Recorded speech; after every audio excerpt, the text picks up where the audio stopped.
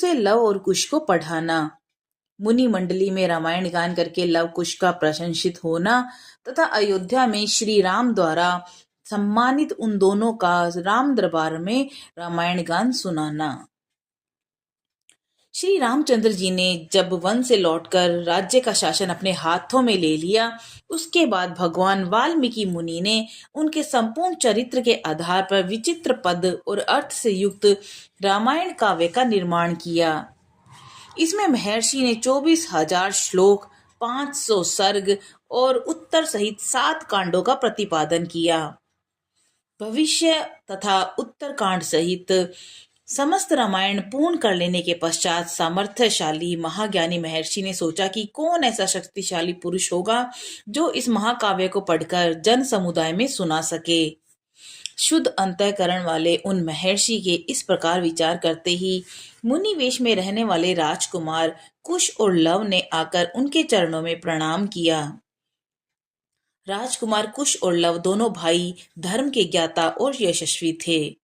उनका स्वर बड़ा ही मधुर था और वे मुनि के आश्रम पर ही रहते थे। उनकी धारणा शक्ति अद्भुत थी। वे दोनों ही वेदों में पारंगत हो चुके थे।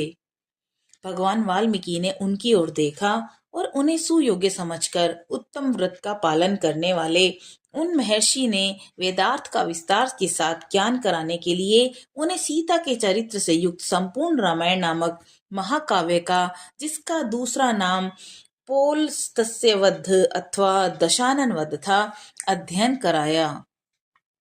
वह महाकाव्य पढ़ने और गाने में भी मधुर, द्रुत, मध्य और विलंबित इन तीनों गतियों से अन्वित, षडज आदि 7 स्वरों से युक्त, वीणा बजाकर स्वर और तालों के साथ गाने योग्य तथा श्रृंगार, करुणा, हास्य, रौद्र, भयानक तथा वीर आदि सभी रसों से अनुप्राणित है। दोनों भाई लव तथा कुश इस महाकाव्य को पढ़कर उसका गान करने लगे। वे दोनों भाई गांधर्व विद्या, संगीत शास्त्र के तत्वज्ञ, स्थान और मूर्छना के जानकार, मधुर स्वर से संपन्न तथा गंधर्वों के समान मनोहर रूप वाले थे। सुंदर रूप और शुभ लक्षण उनकी सहज संपत्ति थी। वे दोनों भाई बड़े मधुर स्वर से वार्तालाप करते थे, जैसे बिंब से प्रतिबिंब प्रकट होते हैं।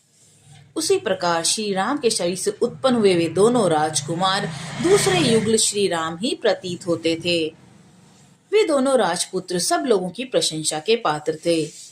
उन्होंने उस धर्मानुकूल उत्तम उपाख्यानमय संपूर्ण काव्य को जीवाग्र कर लिया था और जब कभी ऋषियों, ब्राह्मणों तथा साधुओं का